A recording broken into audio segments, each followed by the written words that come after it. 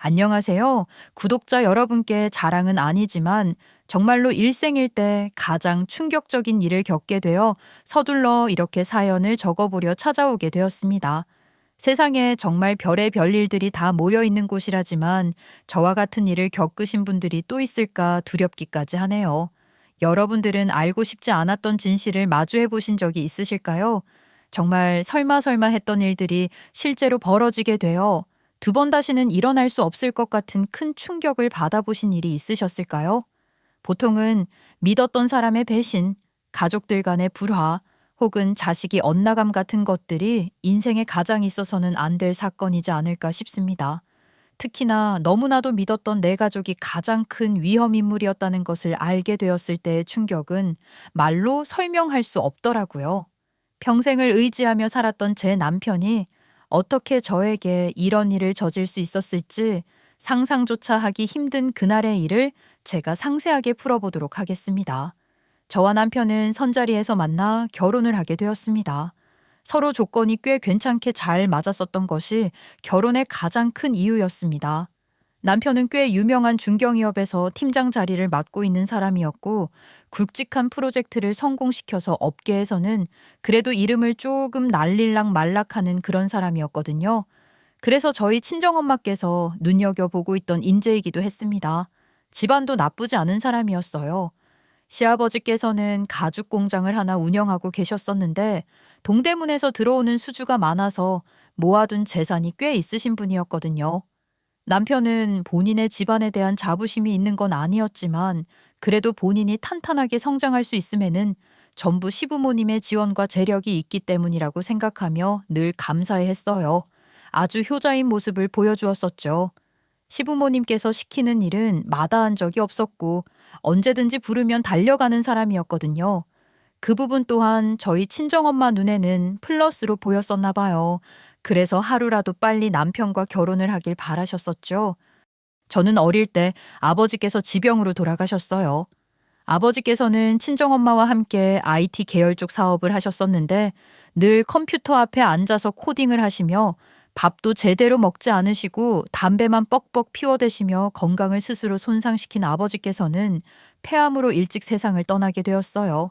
친정엄마와는 그 당시에 공대에서 만나 연애를 하셨고 일찍인 나이에 결혼을 하셔서 창업을 하셨다고 하더라고요. 아버지께서 짠 유료 코딩 리스트들은 사업의 기반이 되었고 친정엄마는 아버지의 빈자리를 채우기 위해서 무던히 노력을 하셨습니다. 친정엄마는 정말 성격이 대단하신 분이었어요. 한 회사를 이끄는 수장답게 맺고 끈흠이 확실하셨고 무슨 일을 하던지 간에 본인이 계획하신 일에 대한 철저한 준비를 하셨었죠. 실패의 가능성을 최대한 줄이기 위해서 밤잠도 마다할 정도로 노력을 하셨었습니다. 어릴 때 저는 그런 엄마가 너무나도 싫었어요. 초등학교를 다니던 시절에는 학교에서 발표 수업이 있을 때 단 한 번도 찾아오지 않는 엄마를 보면서 볼멘 소리를 냈고요. 중고등학교 시절에는 학교에서 상을 받아도 잘했네. 한마디로 끝이 나는 친정엄마가 미웠어요. 죽어라고 공부를 해서 어떻게든 엄마를 앞지르고 싶다는 목표를 가지게 되었죠. 보통은 엇나가는 자녀들이 대부분이라고 하던데 저도 엄마의 기질을 닮은 건지 뭔지 엄마를 이겨내서 더 보란 듯이 잘 되고 싶다는 생각을 하게 되더라고요. 죽어라고 노력을 한 끝에 저는 결국 서울에서 내로라 하는 대학에 들어가게 되었고 제 나름대로의 스펙을 쌓게 되었습니다. 좋은 기업에 취직을 해서 일을 하는 동안 오히려 엄마가 서운해하시기도 했죠. 너는 엄마 따라서 컴퓨터공학과를 전공했으면 말이야. 엄마 회사에 들어와서 일을 같이 해줄 생각을 해야지. 왜 엄한 회사에 들어가서 열심히 일을 하고 그래? 엄마, 내가 엄마 회사에 들어가 봐야 낙하산이라는 소리밖에 더 듣겠어? 나는 엄마보다 더 뛰어난 사람이 될 거야. 그래서 엄마랑은 달리 내가 나중에 결혼했을 때도 우리 아이에게 최선을 다하는 모습을 보여줄 거라고. 엄마 회사에 들어갈 일은 절대로 없을 겁니다. 어머, 너는 언제적 일을 아직까지 마음에 두고 그러니? 그때는 네 아버지가 돌아가시고 사업이 한창 물들어올 때라 노를 저어야 했다고. 엄마 마음도 몰라주는 딸이라니. 아이고 서러워서 어디 살겠나. 그래서 지금의 위치까지 잘 만들어 놨으니까 앞으로도 나 없이 잘해보라니까. 나 지금 내가 다니는 회사에 너무나도 만족하고 있어요. 그러니까 엄마 회사에 들어오라고 자꾸 꼬시지 말라고. 엄마는 딸 하나 잘 키워봐야 소용도 없다는 식으로 저에게 핀잔을 주셨지만 저는 목표가 확실했어요. 물론 엄마 회사에 들어가서 후계자 수업을 받고 나중에 회사를 운영하게 되면 더할 나위 없이 좋겠지만 그래봐야 엄마의 그늘 밑에서 잘 자란 아이밖에 되지 않잖아요. 제가 학창 시절에 엄마의 부재를 느끼며 서운했었던 감정들을 제 자식에게는 물려주고 싶지 않았거든요. 아무튼 저는 다른 회사에 들어가서 누구보다 열심히 노력을 했고, 저도 승진이 빨리빨리 된 것은 아니지만 회사 내에서 없어서는 안 될 존재로 자리를 잡게 되었죠. 그렇게 나이를 먹어가기 시작하니까 문득 저에게도 가정이 있었으면 좋겠다는 생각을 하게 되었어요. 하지만 일은 바빴죠. 워낙 IT 기업이 24시간 어떻게 돌아가는지도 모르는 차에 바쁘게 돌아가곤 하니까요. 나이가 36이 되었을 때 저는 드디어 집안에서도 압박을 받게 되었습니다. 아니, 너는 언제 결혼을 하려고 아직까지 남자 나 만나고 그렇게 시간만 보내고 있어? 아, 얼른 시집 가야지. 엄마랑 나랑 단둘이 살고 있는데 내가 시집 가면 엄마가 너무 심심하지 않겠어? 아, 설아, 심심해도 좋으니까 빨리 결혼해서 떡두꺼비 같은 손주도 낳아주고 든든한 사위도 데리고 오고 그래라, 응? 엄마는 시집을 가라면서 저에게 남자를 만나라고 닥달을 하셨죠. 결국 제가 무시에 무시를 하자 선자리를 물어온 것입니다. 남편은 역시 코딩 프로그램을 만드는 일을 하고 있었는데 엄마는 제가 남편과 결혼을 하게 되면 남편을 편안하게 스카웃하려는 목적도 가지고 계셨었어요. 선자리에서 만나 이야기를 나누다가 서로 통하는 게 많다는 사실을 알게 되었죠. 사실 선자리라든지 소개팅 같은 것에 저는 좀 불편한 마음이 먼저 있었거든요. 그런 데서 만나게 되면 어색하잖아요. 요즘 소위 말하는 자만추, 자연스러운 만남을 추구하는 제 입장에서 선자리는 부담감이 먼저 드는 것이었는데 그곳에서 첫 만남의 남편을 만나게 된 것은 큰 행운이었어요. 그렇게 저희는 선자리에서 만났지만 이후에 자연스럽게 몇 번의 만남을 걸쳐 연애를 하게 되었고 서로 집안이라든지 조건이라는 게 괜찮다고 느껴져 결혼까지 약속을 하게 되었습니다. 선자리에서 만난 지 5개월 만에 말이죠. 저는 남편과 제가 운명이라고 생각을 했어요. 그렇지 않고서야 나이 38살에 5개월 만에 결혼을 결정하기가 어디 쉬운 일이겠나요? 요즘은 워낙 결혼도 늦게 하는 추세고 또 나이가 있으니까 미래에 대해서 더 따지고 들게 되잖아요. 그런데도 불구하고 이렇게 짧은 순간에 결정을 할 수 있다는 게 운명이 아니고서야 가당키나 한 소리인가 싶더라고요. 그렇게 저희는 결혼을 했고 양가의 축복 속에서 즐겁고 행복한 신혼생활을 즐길 수 있을 거라 생각을 했습니다. 결혼을 하고 얼마 지나지 않아서 친정엄마는 남편에게 회사를 이직하는 것이 어떻겠냐는 제안을 하셨지만 남편은 회사에서 맡고 있는 프로젝트가 있다면서 거절을 했어요. 하고 있었던 일은 마저 끝내야 한다는 말에 친정엄마도 책임감 있는 모습이라면서 더욱 더 마음에 든다고 하셨죠. 그렇게 양가의 신임도 얻었겠다. 저희 두 사람 아이도 낳고 평생의 계획을 짜면서 살면 된다고 생각을 했는데 시댁의 사건이 터지고 말았어요. 시아버지께서 운영하시던 가죽 공장이 남의 손에 넘어가게 된 것이었습니다.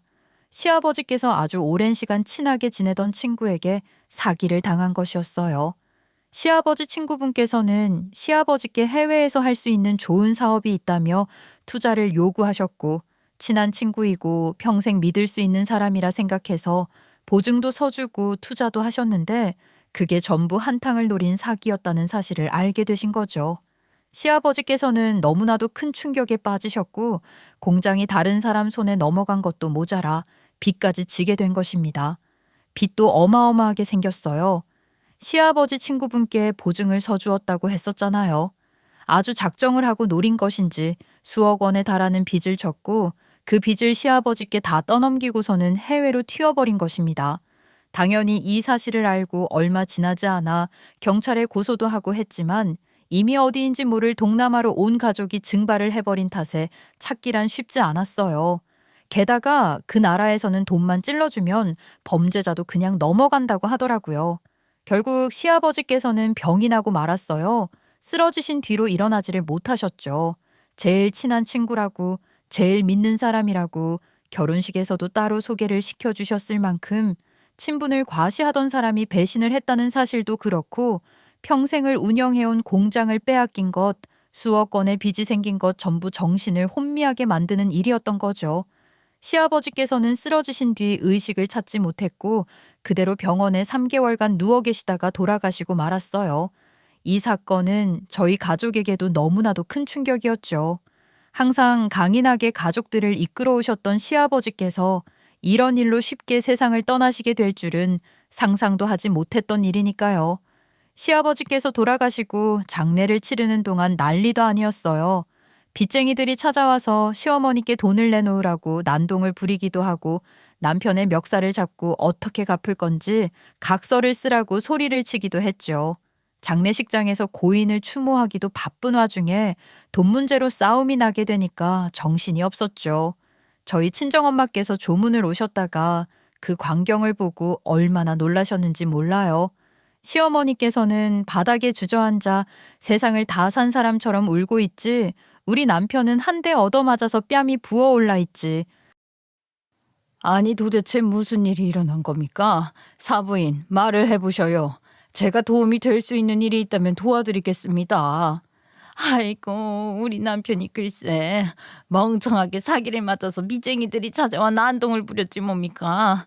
평생 운영을 해오던 공장까지 다른 사람 손에 넘어가서 먹고 살 길이 막막한데 이를 어쩌면 좋아요.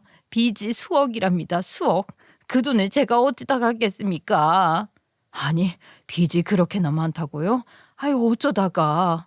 사기꾼에게 된통 당한 거지요. 남편이 남겨준 보험금에 제가 지금 살고 있는 집을 팔아서 빚을 갚는다고 해도 좋게 1억은 모자랄 텐데 아이고 이걸 어찌해야 할지 모르겠습니다. 어디 가서 정말 몸뚱이라도 팔아치워야 하는 건지 아이고 내 팔자야. 말년에 이게 무슨 일이랍니까. 앞으로 저는 뭘 먹고 살으라고요. 그 말에 저희 친정엄마께서 남편을 불러다가 이야기를 하셨어요. 저도 상상하지 못했던 의외의 말이 나와서 놀라긴 했지요. 자네 아직도 이직 생각이 없는가? 자네가 우리 회사에서 일을 해주겠다고 하면 내가 대우는 섭섭치 않게 해줌세. 그리고 자네 집안에 생긴 빚도 내가 갚아주지. 남편의 능력을 높이 사신 친정엄마께서는 남편에게 뿌리치지 못할 제안을 하셨고 남편은 친정엄마의 회사로 이직을 하기로 결심을 했습니다. 남편이 다니던 회사에 비해서 규모가 작은 친정엄마의 회사였기 때문에 연봉이 삭감되는 건 어쩔 수 없었지만 그래도 당장 해결해야 할 빚을 전부 갚아준다는 말에 남편은 더 볼 것도 없이 친정엄마의 회사로 옮기게 되었지요. 저는 이 일로 시댁과의 문제가 모두 해결되었다고 생각을 했는데 시어머니 입장에서는 아니었던가 봅니다. 남편이 이름 있는 회사를 다니다가 친정엄마가 운영하는 중소기업으로 옮기게 된 것이 은근히 자존심 상하는 일이었나 보더라고요. 도움을 받은 게 있으니 대놓고 티는 낼 수 없었지만 장래가 전부 끝이 나고 빚을 전부 갚은 이후부터는 저에게 은근히 틱틱거리면서 핀잔을 주기 시작하셨어요.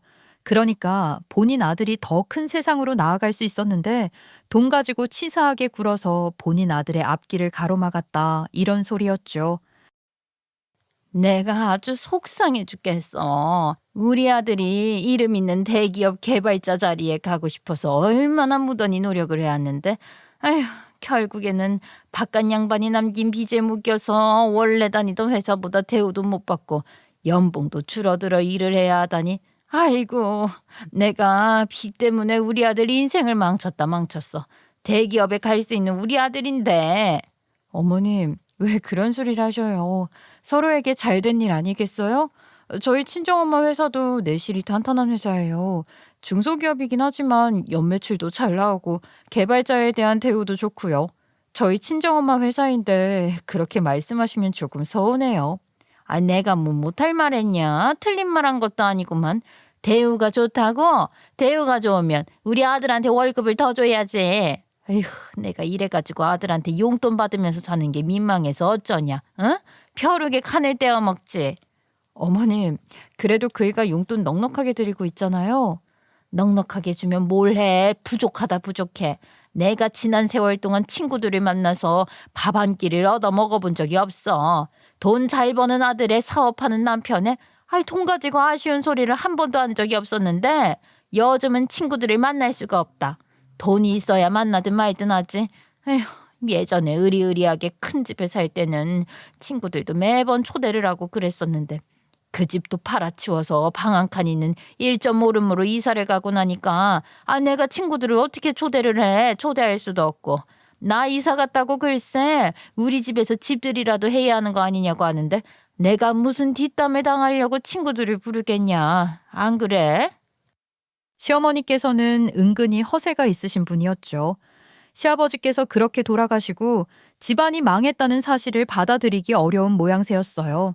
친정엄마께 이 사실을 들고 흉을 보자니 제 얼굴에 침을 뱉는 것 같기도 하고 그렇다고 남편에게 말해봐야 돌아오는 말은 시어머니 편을 드는 말뿐이었죠. 우리 남편 효자라고 했잖아요. 어머니께 드리는 용돈을 올려드리면 그런 소리를 안 하시려나? 나도 솔직히 답답하긴 하더라. 두 분이서 50평형대 아파트에서 널찍하게 살고 계시다가 12평짜리 원룸 같은 곳에서 지내는 걸 보니까 마음이 아프기도 하고 말이야. 우리 어머니 이러다가 우울증이라도 오면 어떡하지? 그러기 전에 용돈 좀 올려드려서 친구들이라도 넉넉한 마음으로 만날 수 있게 해드려야 할 것 같은데 당신 생각은 어때? 용돈을 더 올려드리자고? 여보, 매달 지금 70만 원씩 생활비를 지원하고 있는데 여기서 용돈을 더 올려드리면 얼마를 드리자는 거야? 100만 원씩 드리자는 거야? 그래도 우리 부부가 한 달에 버는 돈이 얼만데 고작 30만 원 가지고 치사하게 굴어? 매번 이렇게 곡소리 듣는 것보다야 훨씬 나은 거 아니야. 당신 아이는 안 가질 거야? 우리 지금 서울에 무리해서 역세권 아파트 전세 얻었어. 전세 대출로 나가는 돈이 얼만데. 물론 30만 원을 더 쓰는 거라고 생각하면 얼마 안 된다고 느껴질 수도 있지. 근데 매달 100만 원이라고 생각하면 결코 작은 돈이 아니라고. 이래서 우리 아이는 언제 가질 건데? 아이야, 마음만 먹으면 지금이라도 가질 수 있는 거잖아. 그런 큰 문제가 아니라고 봐. 아니라니? 여보, 아이를 가지게 되면 아이는 누가 키울 건데? 내가 휴직이라도 하게 되면 우리 매달 들어오는 돈이 반토막이 나는 거야. 당신 혼자 벌어오는 돈으로 전세 대출도 갚아야 하고 육아하는 데 들어가는 돈, 생활비, 보험료, 각종 세금에 매달 100만 원씩 어머님 용돈까지 챙길 수 있어? 솔직히 난 이것도 형평성에 어긋난다고 생각해. 형평성이라니? 무슨 얘기가 하고 싶어서 이러는 건데? 우리 엄마한테는 용돈 안 드리고 있잖아. 어머님께만 매달 용돈 드리고 있으면서 용돈을 올리기까지 하자고? 정말 너무한 거 아니야? 결국 우리 엄마한테만 용돈 주고 장모님은 왜 용돈 안 주냐 이거 아니야? 장모님은 회사 운영하시면서 우리 둘이 합친 돈보다 더 많은 돈을 버시는 거 아니야? 누가 그래? 우리 엄마도 대표 자리에 앉아있긴 하지만 월급 받는 월급 사장인데 돈이라는 게 그렇게 쉽게 벌리는 거겠어? 당신이 우리 엄마 회사에서 일을 하고 있으면서 어떻게 그런 말을 해? 진짜 당신이랑 이야기를 하면 할수록 내가 자꾸 못난 사람이 되는 것 같다. 장모님이 운영하는 회사에서 장모님 돈으로 월급 받는 주제에 우리 엄마한테 용돈 더 챙겨주지 못해 안달난 하수 인간으로 보는 것 같다고. 틀린 말은 아니잖아. 내가 느끼기엔 그래. 어머님도 언제까지 집에서 놀고만 계시면 안 되는 거 아니야? 그럼 아무것도 할 줄 모르는 우리 엄마한테 뭐 나가서 식당 일이라도 하라고 해? 그렇게 말을 하고 싶냐 너는? 그게 맞지. 최소한의 생활비는 버셔야 할 거 아니야. 아무리 연금이 나오고 자식이 용돈을 준다고 해도 그렇게 평생 자식에게 기대어서 살 수는 없는 거 아니야? 어떻게 우리 엄마한테 나가서 돈을 벌어오라는 말을 할 수가 있어? 우리 엄마랑 어머님이랑 나이 차이 2살밖에 안 나. 그런데 우리 엄마는 계속 사회생활하고 있잖아. 대표랑 식당이라는 거랑 같아? 다르겠지. 근데 우리 엄마는 몇십 년을 노력해서 얻은 자리인 거고 어머님은 그런 노력도 안 하셨는데 어떻게 단박에 대표급 자리에 앉을 생각을 해. 제가 팩트로 꽂아버리니까 남편도 아무 말 못하더라고요. 그런데 이 촉새 같은 남자가 자존심이 상한 건지 뭔지 시어머니께 그대로 가서 일러 바친 겁니다.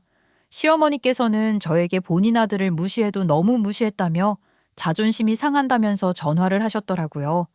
네가 뭔데 우리 아들을 욕보이냐며 내가 못나서 우리 아들 얼굴에 먹칠을 했다라면서 아주 저를 붙잡고 장장 1시간 동안 울부짖으며 이야기를 하시는데 결론은 네가 잘났다고 우리 아들 무시해서는 안 된다. 우리 아들 귀한 아들이다 라고 하는 것이었죠. 결국 아들에게 구박을 주지 말라는 이야기였어요. 그렇게 시아버지가 돌아가시고 용돈을 드리면서 산 지 1년. 저에게도 아이가 들어서게 되면서 큰 걱정에 빠지게 되었죠. 아이를 키울 돈도 필요한데 매달 남편이 박박 우겨서 100만 원씩 용돈을 드리고 있었으니까 지출 구멍이 너무 큰 거예요. 그래서 저는 결단을 내렸죠. 시어머니께 드리는 용돈을 이제 그만 드리자고요. 그러자 남편이 너무한 거 아니냐면서 우리 엄마는 앞으로 뭘 먹고 사냐고 그럴 거면 합가를 하는 게 어떻겠냐고 제안을 했어요. 제가 미치지 않고서야 집에서 놀고 먹고 다음만 받길 원하는 시어머니를 모시고 살고 싶겠어요? 죽어도 안 된다고 했더니 그럼 용돈을 못 끊겠다고 하는 겁니다. 남편 놈이 배째라는 식으로 나오니까 반품하고 싶더라고요. 그런데 저희 친정엄마 회사에서 열심히 일을 하며 친정엄마의 든든한 뒷받침이 되어주는 남편이었기 때문에 쉽게 이혼하자는 이야기를 하지도 못했어요. 게다가 아이까지 가졌잖아요. 어떻게 이혼을 하겠어요? 이 사실을 친정엄마께 알렸더니만 노발대발 하시면서 남편에게 한 소리 하신 겁니다. 아니 자네 합가 이야기를 꺼냈다면서 너무한 거 아닌가? 가뜩이나 몸도 약한 우리 딸이 임신까지 했는데 합가라니 그런 소리 2번 다시는 하지 말게. 친정엄마가 시댁빚도 갚아주었겠다. 남편에게 꽤 괜찮은 자리도 주었겠다. 그 정도 잔소리는 할 수 있지 않나요? 근데 이게 남편과 시어머니의 자존심을 파사삭 부숴버린 겁니다. 남편놈 저와는 상의도 없이 빚까지 내서 시어머니께 식당을 차려준 거예요. 제가 그 사실을 알고 고래고래 소리를 지르면서 난리를 쳤죠. 그랬더니 뭐라는 줄 아세요? 아니 용돈도 주지 말라 그러고 내가 대기업에 가고 싶어도 말이야 장모님 때문에 회사도 발묶여 있는 실상이고 장모님은 빚 갚아준 걸로 생색내시는데 아이 그럼 어떡해. 우리 엄마가 손맛은 기가 막히니까 식당이라면서 돈 벌어다가 사실 수 있도록 내가 기반을 만들어줘야지.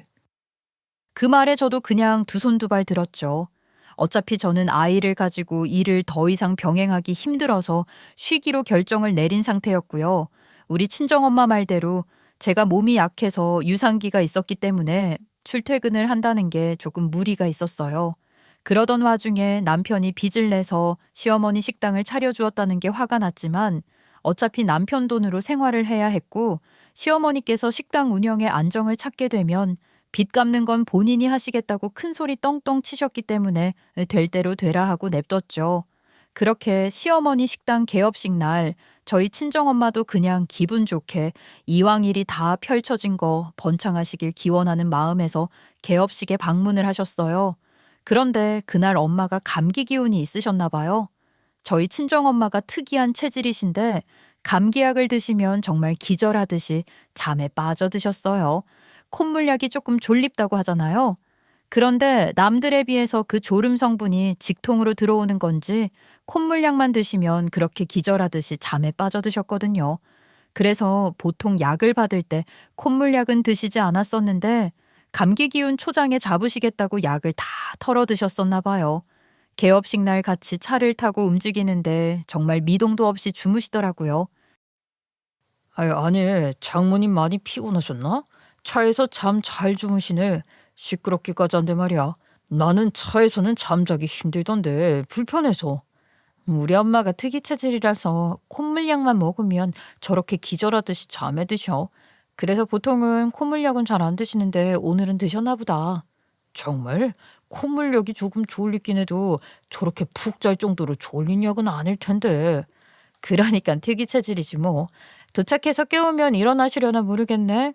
보통 저렇게 콧물약을 드시면 3시간 정도는 푹 주무시거든. 그렇게 식당에 도착을 해서도 친정엄마는 푹 주무시느라 깨워도 비몽사몽으로 정신을 차리지 못하셨어요. 남편은 황당해했죠. 이렇게나 약발이 잘 드는 사람은 처음 본다고 했어요. 결국 1시간을 더 기다린 뒤에 친정엄마가 어느 정도 정신을 차리신 뒤 식당에 가서 개업 축하 인사를 드리고 식사를 하고 나왔죠. 친정엄마는 약 때문에 너무 피곤하다고 하시면서 집에 들어가서 쉬셔야겠다고 했어요. 그렇게 몇 개월이라는 시간이 지나게 되었고, 시어머니의 식당은 분명히 맛이 있음에도 불구하고 위치가 좋지 않아서 인지 손님이 별로 들어오지 않아서 파리만 날리고 있었죠. 저는 만삭의 몸이 되었고 출산을 앞두고 있었는데 걱정이 정말 이만저만이 아니었어요. 시어머니 식당 운영이 제대로 되지 않았기 때문에 식당을 개업할 때 들었던 빚이 전부 남편의 몫이 되었거든요. 남편은 무척이나 힘들어했어요. 월급으로 시어머니 식당과 저희 전셋집 대출금도 갚아야 했지, 저희 생활비부터 시작해서 아이가 곧 태어날 것은 준비하기 위해 사야 하는 물품들까지 돈 나갈 게 한두 가지가 아니었기 때문이었어요. 남편은 점점 더 얼굴이 어두워졌죠. 저라고 그게 안타깝지 않았던 것은 아니었지만 솔직한 말로 시어머니의 식당 개업을 위해 빚을 지지 않았더라면 조금 더 여유가 있진 않았을까 하는 생각을 하게 되었어요.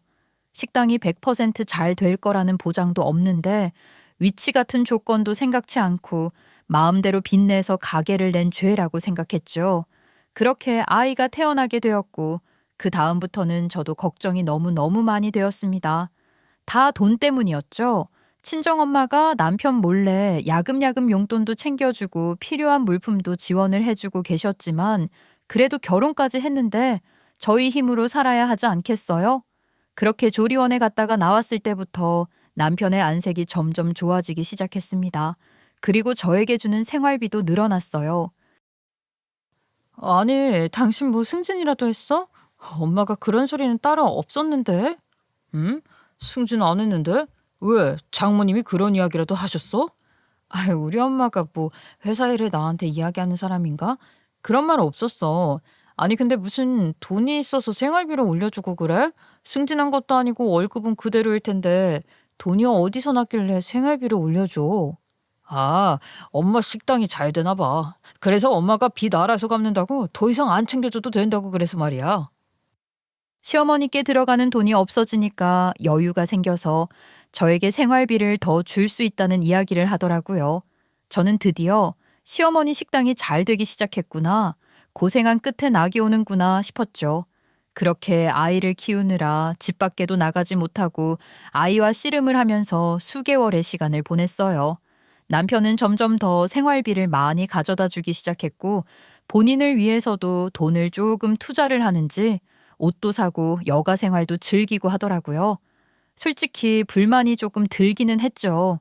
금전적으로 여유가 생기면 돈을 모을 생각을 해야지 본인 치장하는데 돈을 쓴다는 게 이해가 안 갔거든요. 아이까지 있는 상태였잖아요. 그래도 저는 지금의 일상에 감사함을 느끼려고 노력을 했습니다. 돈이라는 게 없는 것보다는 있는 게 중요하니까요. 그러던 어느 날 뜬금없이 친정엄마가 저와 남편에게 할 말이 있다고 하시면서 주말 저녁에 집으로 찾아오겠다는 말을 하셨어요. 비장하게 말씀을 하시길래 무슨 일이 있는 건가 싶었는데 주말 전까지는 출장도 있고 시간도 나지 않는다면서 얼굴을 보고 직접 해야 할 이야기라고 하시며 주말에 시간을 비워두라고 하시더라고요. 그래서 알겠다고 대답을 했죠. 친정엄마가 결혼을 한 이후에 저랑 남편을 불러다 놓고 이야기를 하고 싶다고 말을 하신 게 처음이라서 무슨 이야기를 하실지 조금 긴장이 된 상태였어요. 친정엄마께서 괜한 일로 저와 남편을 불러놓고 할 말이 있다고 약속까지 정해놓으실 분이 아니었으니까요. 저는 남편에게 뭐 잘못한 거라도 있냐고 슬쩍 찔러보았는데 남편이 당황해하면서 그런 거 없으니까 걱정하지 말라고 하더라고요. 그렇게 주말이 되었고 친정엄마께서 원래 점심에 오기로 하셨었는데 점심 약속이 갑작스럽게 생겼다면서 저에게 오후 3시쯤 찾아가겠다고 말을 하셨어요. 저랑 남편은 집에서 아이와 함께 점심을 먹으면서 친정엄마가 오실 3시만 목 빠지게 기다리고 있었죠. 남편은 괜히 긴장이 된다면서 가만히 있지를 못했는데 저는 남편의 그런 모습을 보며 수상함을 느끼기 시작했어요. 친정엄마가 꼭 저와 남편에게 할 말이 있다고 한 점, 남편이 자꾸 안절부절 못하는 모습까지 겹쳐지기 시작하면서 친정엄마가 하실 말이 남편이랑 연관이 된 일이구나 싶더라고요. 그래서 저는 남편에게 쿡 찔러보았죠. 당신 회사에서 무슨 문제 일으킨 거 있어? 아이, 뭐 여직원에게 시덥잖은 농담이라도 했다가 걸렸다던가 아니면 뭐 정말 바람이라도 피운다던가.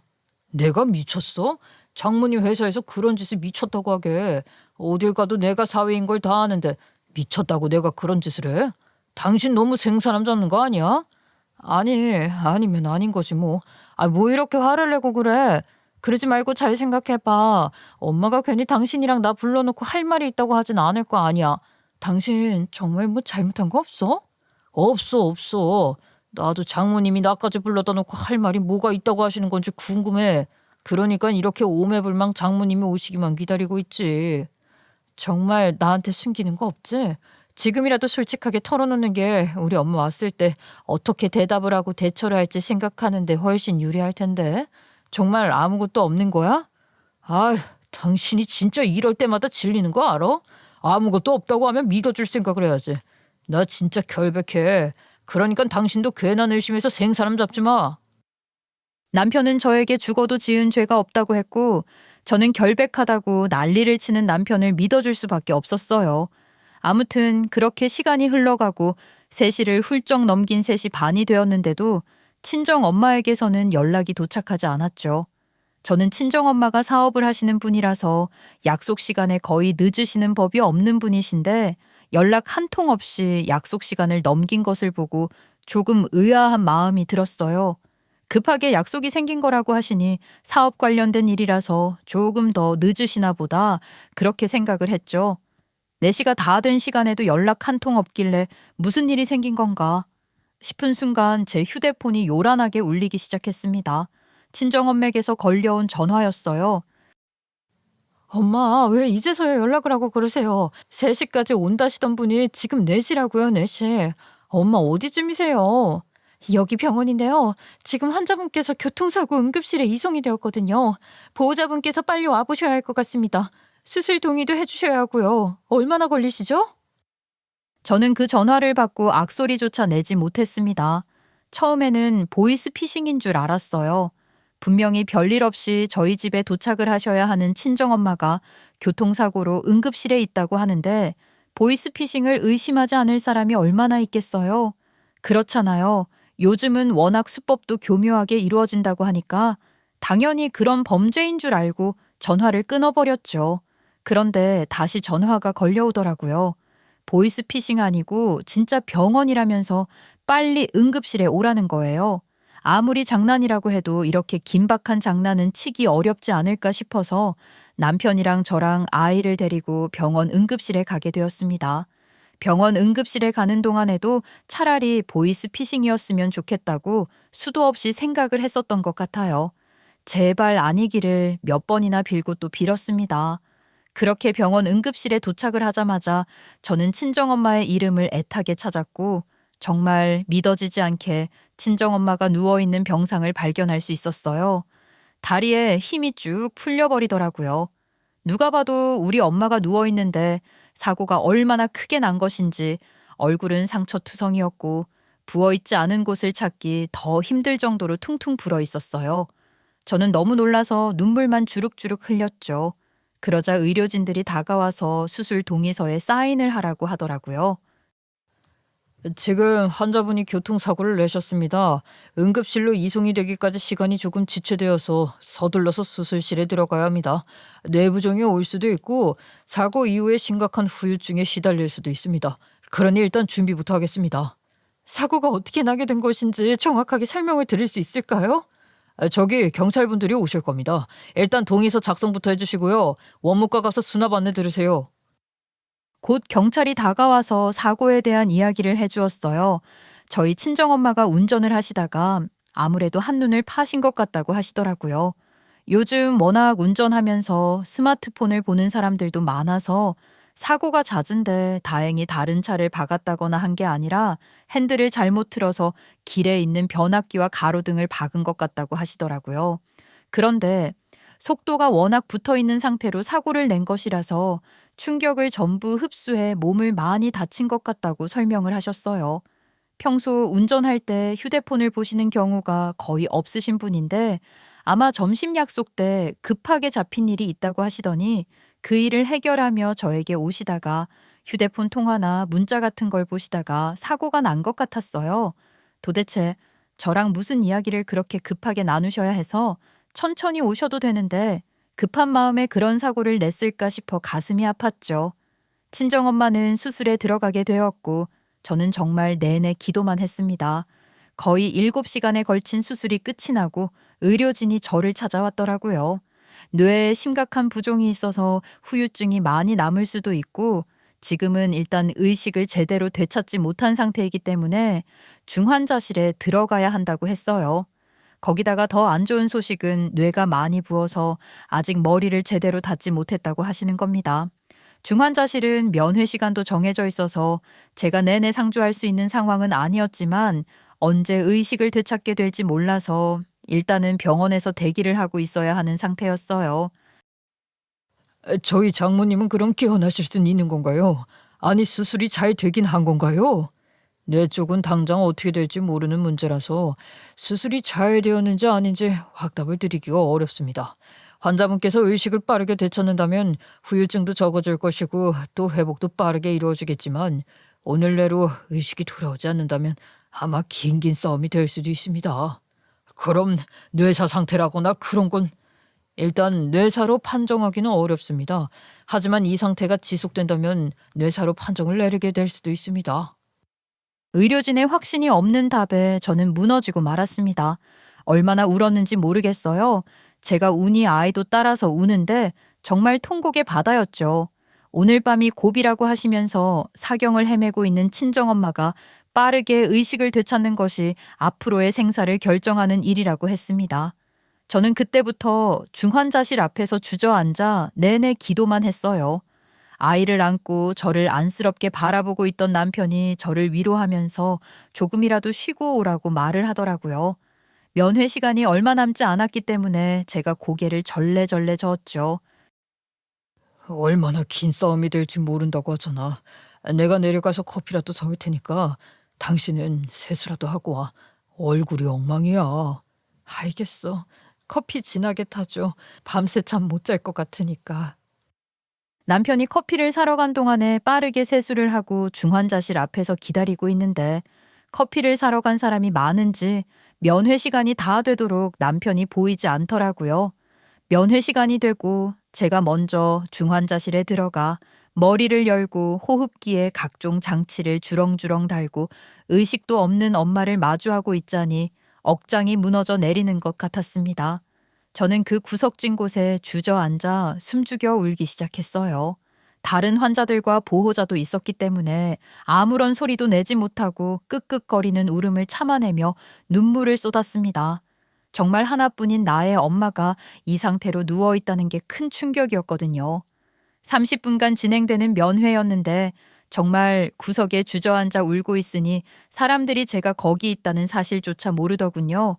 그렇게 울고 있는데 침대 밑으로 남편의 신발이 친정엄마의 병상으로 걸어 들어오는 게 보였습니다.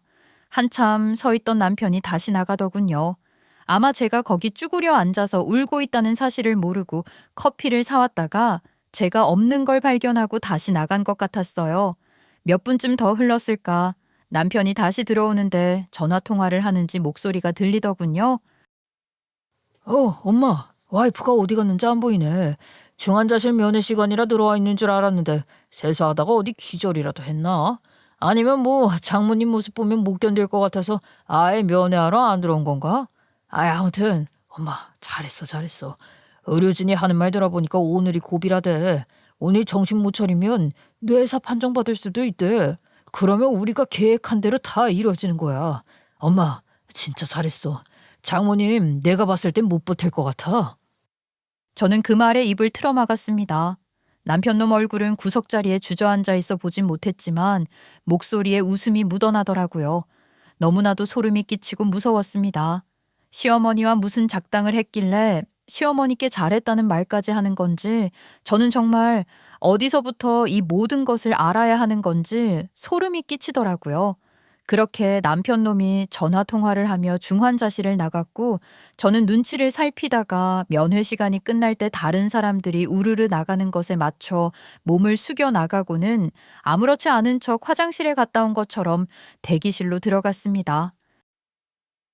아니 여보, 어디 있다가 이제 왔어. 면회 시간 다 끝났어. 장모님 얼굴 봤어야 했는데 많이 힘들어 보이시더라. 알아. 엄마 보면 마음이 너무 힘들 것 같아서 화장실에 있었어. 당신이 면회 갔다 온 거지?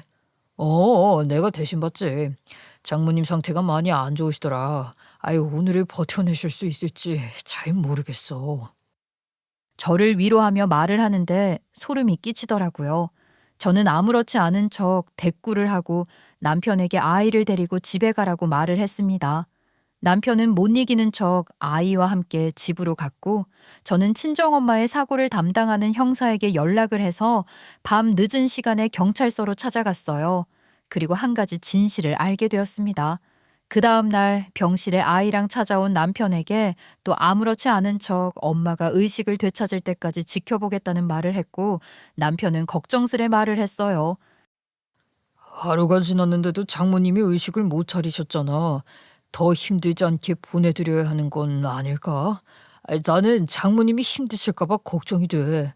아니, 며칠만 더 지켜보고 결정하자. 속단하지 말고. 남편은 집으로 가겠다고 했고 저는 수상한 마음에 남편의 뒤를 밟았습니다. 그리고 끔찍한 진실을 차근차근 알게 되었습니다. 그리고 며칠 뒤 진실을 다 알게 된 저는 경찰을 부르게 되었습니다. 남편의 뒤를 밟은 그날 저는 충격적인 것을 목격하고 말았어요. 바로 망해버린 시어머니의 식당이었죠. 분명히 남편 놈이 저에게 시어머니 식당이 잘 되어서 더 이상 빚을 갚지 않아도 된다고 생활비를 더 얹어주고 본인의 여가 생활에 돈을 쓰고 하는 것을 봤잖아요. 그런데 시어머니 식당이 망했다는 게 앞뒤가 안 맞는 말 아니겠습니까? 시어머니 식당이 망해서 정리를 한다고 해도 기본 투자 비용이라는 게 들어갔기 때문에 갚아야 할 돈은 줄어들지 않았는데 게다가 가게 자리도 전세 계약이었기 때문에 시어머니가 운영만 하지 않는 거지. 가게 대출 비용은 쭉 나가고 있었던 거죠. 그런데 도대체 무슨 돈이 있어서 저에게 생활비를 더 얹어주고 했다는 것이겠습니까? 그리고 그 전날 밤 경찰서에 찾아갔을 때 저는 형사님께 친정엄마의 차량 블랙박스 영상을 받아볼 수 있었어요. 동승자는 없었지만 친정엄마의 사고 당시 영상이 똑똑히 들어있었죠. 음성도 함께요. 친정엄마가 어디서 무슨 약속이 있었는지 몰랐을 때였는데 운전을 하시며 저희 집으로 오시는 도중에 계속 너무 졸리다고 하시는 음성이 녹음되어 있었습니다. 운전하는 차량 또한 비틀비틀 거리는 건지 화면이 자꾸 좌우로 흔들렸어요. 경찰 또한 이상하다고 하더라고요. 졸음운전이라고 하기엔 너무 위험하게 운전을 하는 것 같다고요. 저는 영상에 더 앞을 볼 수 있냐고 물었고 친정엄마가 어디에서 약속이 있었는지를 확인할 수 있었습니다. 바로 시어머니의 망해버린 식당이었어요. 블랙박스에 녹화가 되어 있더라고요. 시어머니 식당에 찾아간 것부터 시어머니 식당에 들어갔다가 나오는 친정엄마의 모습이요.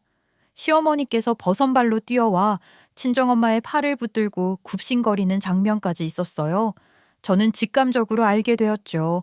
친정엄마가 남편과 시어머니가 무슨 일을 꾸미고 있다는 것을 알게 되었고 시어머니와 이야기를 나누고 저희 부부에게도 이야기를 하려고 했다는 사실을요.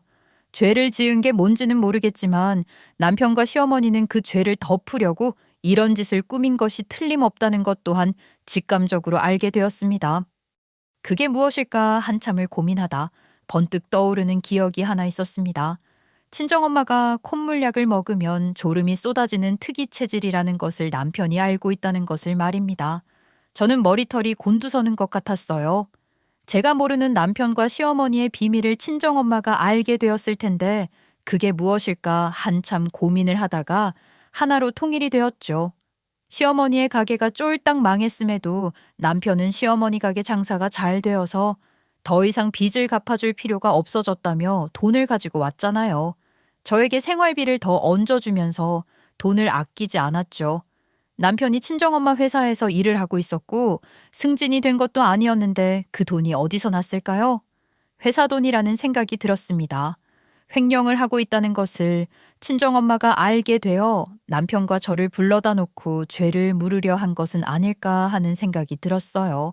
친정엄마가 무슨 말을 하려는지 대충 눈치를 챈 죄가 많은 남편놈이 시어머니를 꼬드겨 급하게 약속을 잡게 하고 아들의 죄를 눈 감아주라 부탁을 하게 하면서 식당이니 식사를 했을 거고 음식에 무슨 짓을 하지는 않았을까 하는 생각을 하게 된 거죠. 물론 전부 다 심증이었지 물증이 없었습니다만 제 예상이 들어맞을 것 같다는 생각을 하게 되었어요. 그게 아니라면 돈도 그렇고 갑자기 졸음이 몰려온다며 사고를 낸 친정엄마도 그렇고 설명이 되지 않았으니까요. 저는 경찰에게도 제 의심을 토로했고 경찰은 의구심을 품으면서도 조사를 해보자고 했습니다. 그렇게 병원으로 다시 달려와 의식이 없이 사경을 헤매이는 친정엄마의 피검사를 진행했어요. 4시간 만에 나온 검사 결과 친정엄마의 몸에서 콧물약으로 의심되는 성분이 검출이 되었다는 것을 알게 되었습니다. 그리고 저는 친정엄마가 평생 회사를 관리하면서 제일 믿고 의지하며 옆에 꼭 붙여두었던 부사장님께 전화를 드렸습니다. 그리고 원하던 답을 드디어 얻을 수 있었지요. 며칠이 지난 뒤 모든 진실을 알게 된 저는 경찰을 불렀고 남편은 그대로 끌려가게 되었습니다. 물론 집에서 탱자탱자 하던 시어머니도 공범으로 같이 끌려오게 되었죠. 그날의 진실은 제가 예상한 그대로였습니다. 사건 당일 급하게 아드님 횡령에 대해 이야기를 나누고 싶다고 피해자분께 연락을 하셨죠? 점심에 식당에서 밥을 먹자고 하시면서 몇 주간 문 닫아놓고 운영도 하지 않으셨던 식당 문을 여셨고요. 피해자 피검사 결과 시중에 판매되는 콧물약 성분이 나왔습니다. 피해자분이 특이 체질인 것도 알고 계셨죠? 횡령도 인정하시고요. 아이고 경찰 양반, 나는 그냥 아들이 시키는 대로 했을 뿐이라오. 그 콧물약을 먹으면 졸음이 쏟아지는 체질이라고 해서 우리 식당 주차장에서 한숨 자게 되면 시간이 늦어질 테니까 아들놈이 어떻게든 시간 한번 벌어보겠다고. 어찌됐든 이 일로 인해서 큰 사고가 일어나게 되었잖아요. 사위분도 인정하시는 부분이죠. 횡령하신 금액이 꽤 되던데 그 사실을 숨기려 이런 짓을 벌인 거 아닙니까? 이렇게 큰 사고로 이어질 줄은 꿈에도 몰랐습니다, 형사님. 그저 골절상 정도만 입으시면 시간을 벌어두고 제가 어떻게든 해결을 해보려고 했을 뿐이라고요. 남편은 필사에 변명을 했지만 일이 이렇게 된 것에 큰 책임이 있었기 때문에 벌을 피하지 못했습니다. 무시무시한 죄목으로 재판을 받게 되었고 성에 차지는 않지만 징역형이 나오게 되었어요. 시어머니 또한 공범으로 인정은 되었지만 집행유예를 받게 되었습니다. 나이도 있었고 무슨 일이 정확하게 벌어지는 건지 인지를 제대로 하지 못한 상태에서 조력만 한 일이라 집행유예로 끝나게 되었다고 하더라고요. 저는 억울했지만 이게 최선이라는 변호사의 말에 결국 수긍하고 말았습니다. 남편이 재판을 받는 동안 기적적으로 친정엄마의 의식은 돌아오게 되었고 뇌가 부은 것도 많이 가라앉아 2차 수술을 하게 되었어요. 수술이 기적적으로 잘 되었기에 아주 조금 언어장애가 남긴 했지만 회복도 잘 되고 있고 재활치료도 곧 시작할 수 있을 거란 희망적인 소식을 전해 듣게 되었습니다. 중환자실에서 나와 일반 병동으로 옮기게 되었거든요. 친정엄마는 그날의 기억을 똑똑히 하고 있으셨고 어눌한 발음으로 경찰을 만나 진술도 하셨어요. 친정엄마가 남편놈의 횡령에 대해 알게 되었고 이혼을 하라 했다고 하셨습니다. 그 말을 들은 남편이 반항을 하자 저를 불러다 놓고 다시 한번 진실을 말하겠다 약속을 잡으신 거고요. 남편은 정말 이혼을 하게 되어 빈털터리가 될까 봐 겁이 나서 시어머니를 꼬드겨 이런 짓을 꾸미게 된 것이었습니다. 결국 친정엄마의 진술이 더해져서 남편은 처벌을 받게 된 것이었지요. 저는 그 이후 이혼을 했습니다. 남편놈 감옥에서 고개도 못 들고 알겠다고 하더군요. 시어머니는 감옥에서 사는 게 오히려 더 행복할 수도 있겠다 싶을 정도로 지옥 같은 삶을 살고 있습니다.